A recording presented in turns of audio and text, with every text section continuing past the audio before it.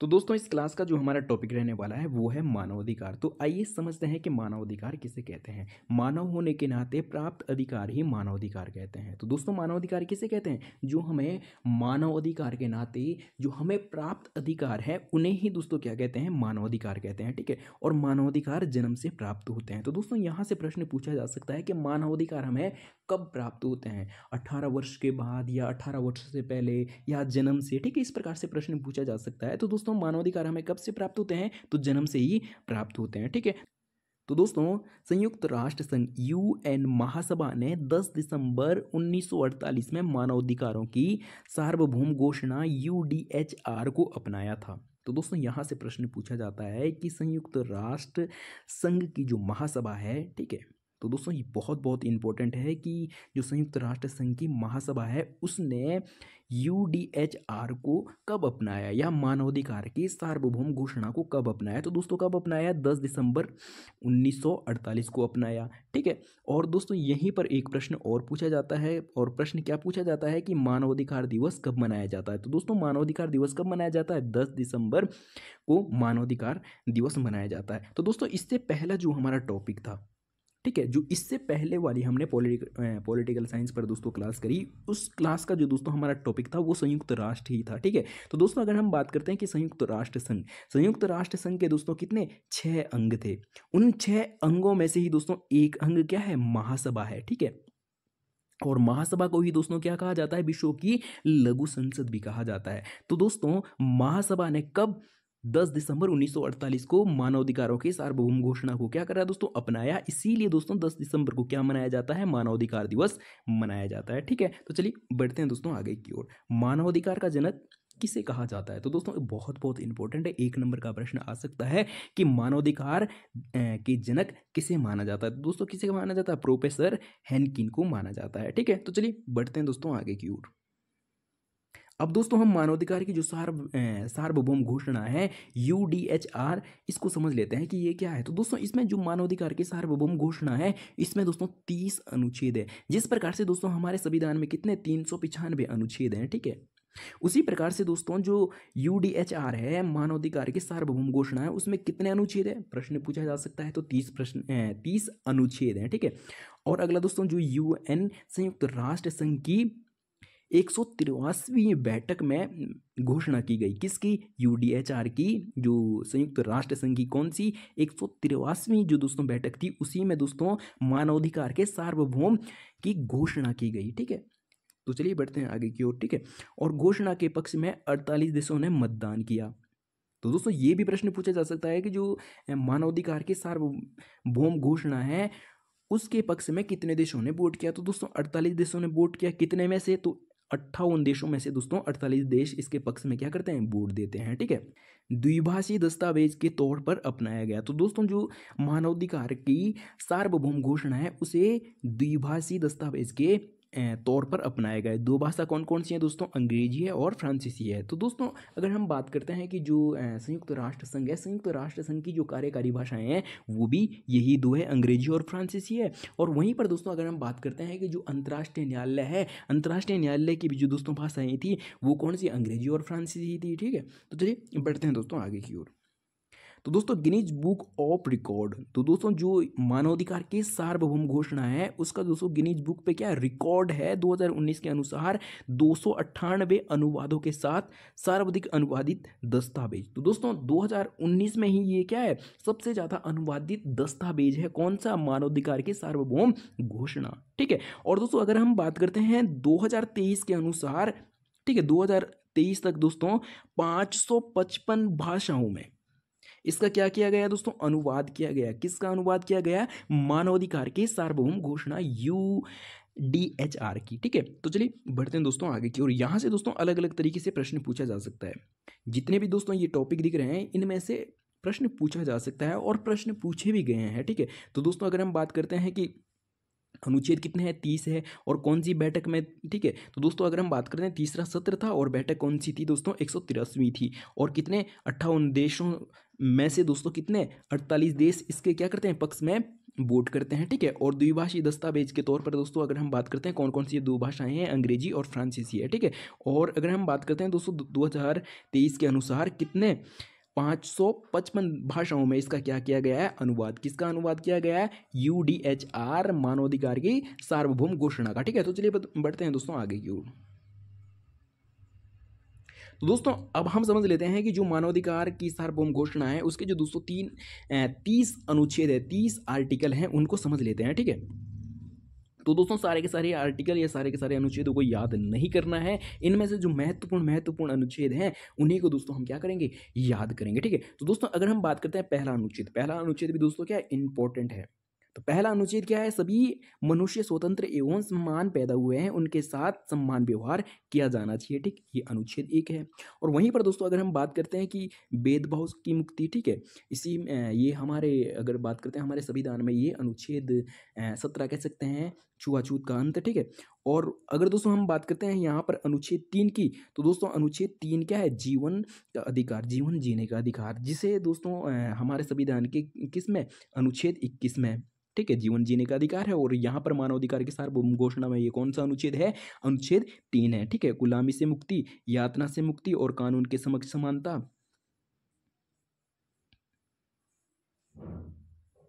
ठीक है। और अगला है दोस्तों कौन सा, 7वें नंबर का है दोस्तों विधि के समक्ष समानता। और दोस्तों अगर हम बात करते हैं विधि के समक्ष समानता, यहाँ पर तो ये कौन सा 7वां आर्टिकल है, अनुच्छेद है।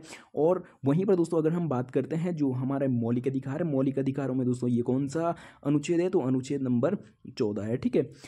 और वहीं पर दोस्तों अगर हम बात करते हैं आर्टिकल 8, न्याय तक पहुंचना, मतलब हर व्यक्ति क्या है, न्याय तक पहुंच हो हर व्यक्ति के, ठीक है।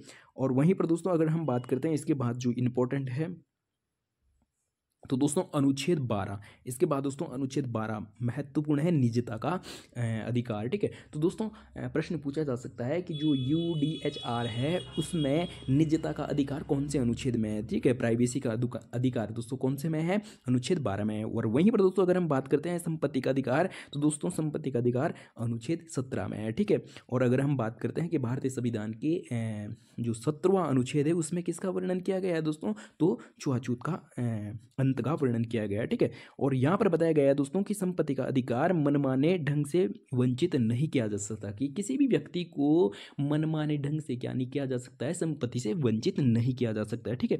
और वहीं पर दोस्तों अगर हम बात करते हैं अनुच्छेद 18, धर्म या विश्वास की स्वतंत्रता, ठीक है। और अगर दोस्तों हम बात करें कि अनुच्छेद 19 दोस्तों महत्वपूर्ण है। क्यों महत्वपूर्ण है, इसलिए महत्वपूर्ण है दोस्तों कि अनुच्छेद 19 जो UDHR है इसमें भी अनुच्छेद 19 में दोस्तों किसकी, अभिव्यक्ति की स्वतंत्रता की बात की गई है। और जो दोस्तों भारतीय संविधान है, भारतीय संविधान में भी अनुच्छेद 19 में अभिव्यक्ति की स्वतंत्रता की बात की गई है। लेकिन जो दोस्तों भारतीय संविधान में अनुच्छेद 19 है, अनुच्छेद 19 में 6 प्रकार की स्वतंत्रताओं का वर्णन किया गया है, ठीक है। तो चलिए बढ़ते हैं दोस्तों आगे की ओर। अब दोस्तों अगर हम बात करते हैं कि अनुच्छेद 22, तो अनुच्छेद 22 भी इंपॉर्टेंट है, सामाजिक सुरक्षा।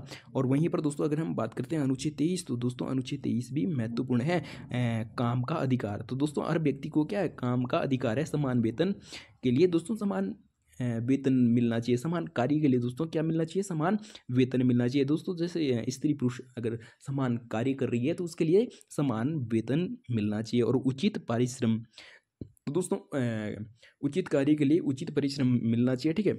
और वहीं पर दोस्तों अगर हम बात करते हैं अनुच्छेद 24, तो दोस्तों आराम का अधिकार। आराम का अधिकार का मतलब है दोस्तों कि जैसे हफ्ते में दोस्तों आप 6 दिन काम कर लेते हैं तो एक दिन आपका क्या है, आराम का अधिकार है कि आप एक दिन क्या कर सकते हैं, रेस्ट कर सकते हैं। जैसे संडे के दिन क्या होती है, लगभग हर उसमें छुट्टी होती है दोस्तों, स्कूल कह लें या प्राइवेट कोई भी संस्था कह लें, तो उनमें संडे की क्या रहती है, छुट्टी रहती है, ठीक है। तो ये दोस्तों क्या है, हमारे आराम का अधिकार है। और ये UDHR दोस्तों अनुच्छेद 24 में इसका वर्णन किया गया है, ठीक है। तो बढ़ते हैं दोस्तों आगे की ओर। और अब दोस्तों अनुच्छेद 26, आर्टिकल 26 भी दोस्तों इंपॉर्टेंट है, शिक्षा का अधिकार। तो दोस्तों अगर हम बात करते हैं कि जो UDHR है उसमें अनुच्छेद 26 में शिक्षा का अधिकार का वर्णन किया गया है। और वहीं पर दोस्तों अगर हम बात करते हैं भारतीय संविधान के अनुच्छेद 21 में अनुच्छेद 21 के A में या क में दोस्तों शिक्षा के अधिकार का वर्णन किया गया है, ठीक है।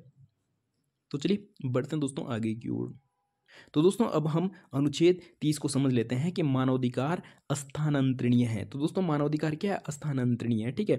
और किसी भी व्यक्ति संस्था द्वारा दोस्तों यूडीएचआर को क्या नहीं किया जा सकता है, इन अधिकारों को दोस्तों समाप्त नहीं किया जा सकता है। कोई भी संस्था या कोई भी व्यक्ति जो मानवाधिकार है, कौन से मानवाधिकार? यूडीएचआर, ठीक है, इसको दोस्तों कोई भी क्या नहीं कर सकता है, समाप्त नहीं कर सकता है, ठीक है। तो चलिए दोस्तों बढ़ते हैं आगे की ओर।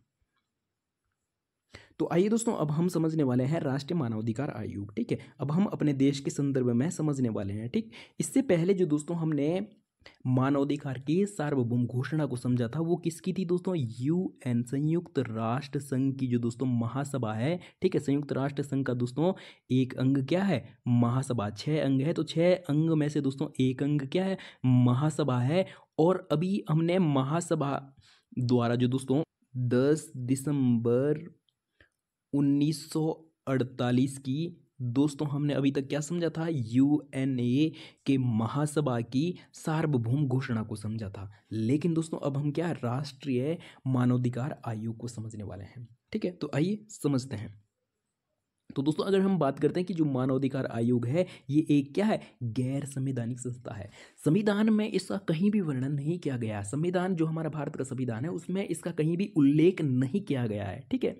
और दोस्तों लेकिन ये क्या है? संसदीय विधि के द्वारा गठन है। इसका जो दोस्तों इसकी जो विधि बनाई गई है, इसको जो बनाया जाता है वो संसद विधि के द्वारा इसका क्या किया जाता है दोस्तों? गठन किया जाता है। जब संसद विधि द्वारा इसका गठन किया जाता है तो दोस्तों इसे क्या कहा जाता है? संवैधानिक संस्था या विधिक संस्था कहा जाता है, ठीक है। तो दोस्तों यहाँ से प्रश्न पूछा जाता है कि जो मानवाधिकार आयोग है, क्या वो संवैधानिक संस्था है या गैर संवैधानिक संस्था है? तो दोस्तों ये क्या है? गैर संवैधानिक संस्था है। और ये कैसी संस्था है दोस्तों? विधिक संस्था है, ठीक है। क्यों विधिक संस्था है? क्योंकि दोस्तों इसका निर्माण कहाँ किया जाता है? संसद में किया जाता है, लेकिन संविधान में इसका कहीं भी उल्लेख नहीं है, तो इसे गैर संवैधानिक संस्था कहा जाता है, ठीक है।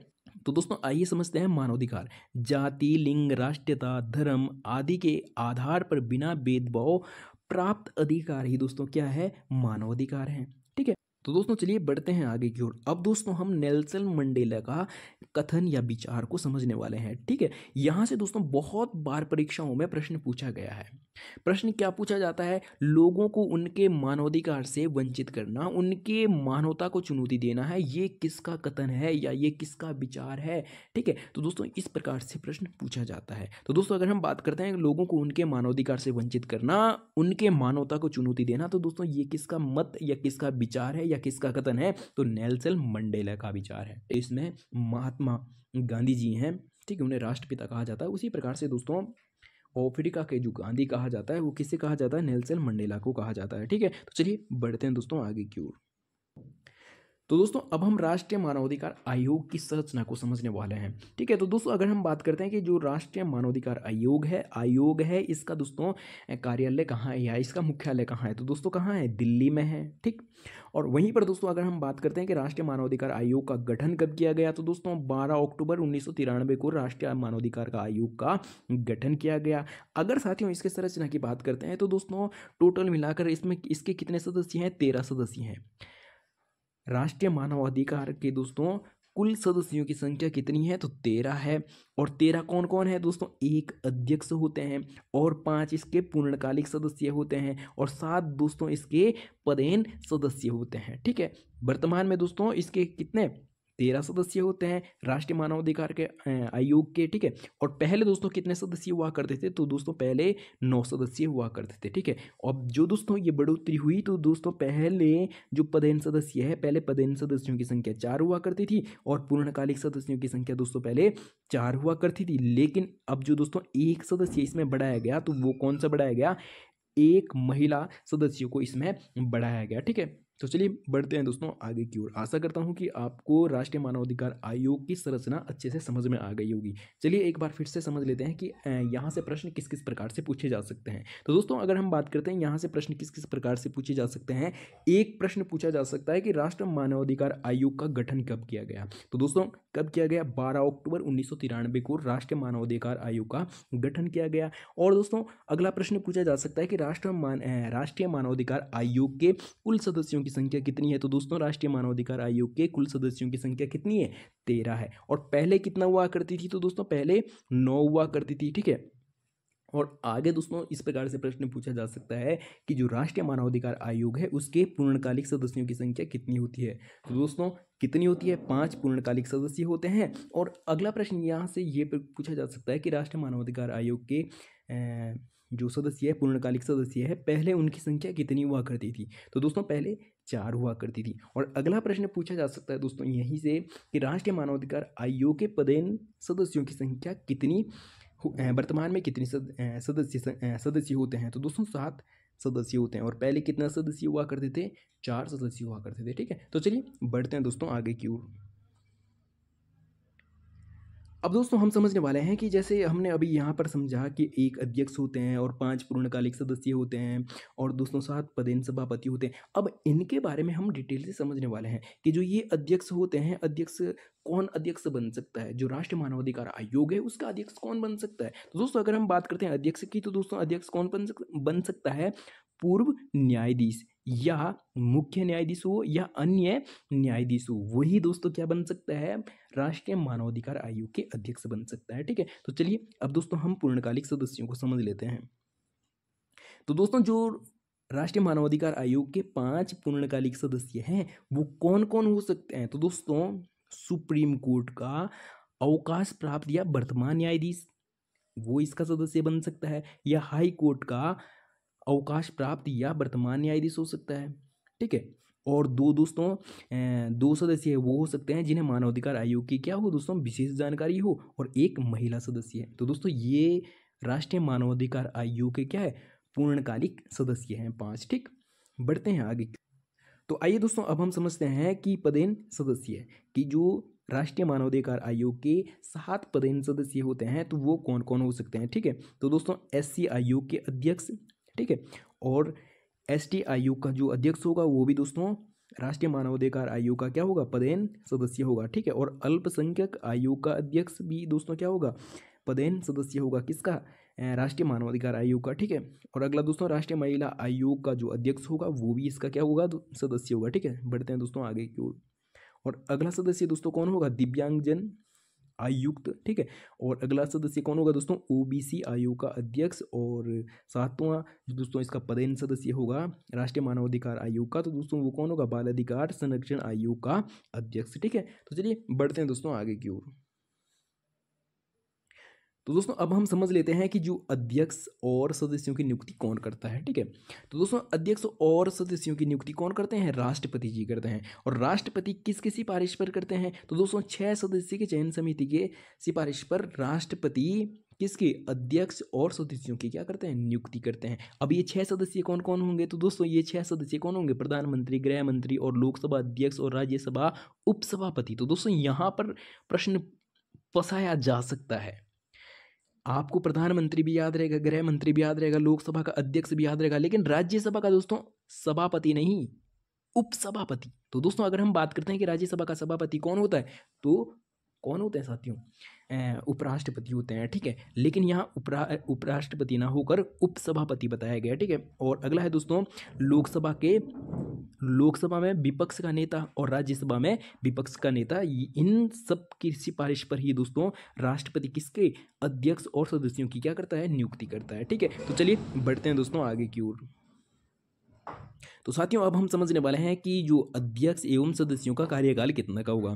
तो दोस्तों अगर हम बात करते हैं 2019 से पहले जो इनका कार्यकाल हुआ करता था 5 वर्ष या 70 वर्ष हुआ करता था, लेकिन दोस्तों अब इसमें क्या किया गया है? चेंज किया गया है। अब वर्तमान में दोस्तों 3 वर्ष या 70 वर्ष। तो ये प्रश्न पूछा जा सकता है कि जो राष्ट्रीय मानवाधिकार आयोग है उसके जो दोस्तों सदस्य है उनका कार्यकाल कितना होता है? तो कितना होता है? 3 वर्ष या 70 वर्ष, ठीक है। बढ़ते हैं आगे की ओर। अब साथियों हम समझने वाले हैं कि अध्यक्ष एवं सदस्यों को हटाने की प्रक्रिया की, अगर भाई इनको हटाना पड़ेगा तो किस प्रक्रिया द्वारा हम हटा सकते हैं, ठीक है। तो दोस्तों इनको हटाने का जो आधार है वो क्या? असमर्थता साबित कदाचार।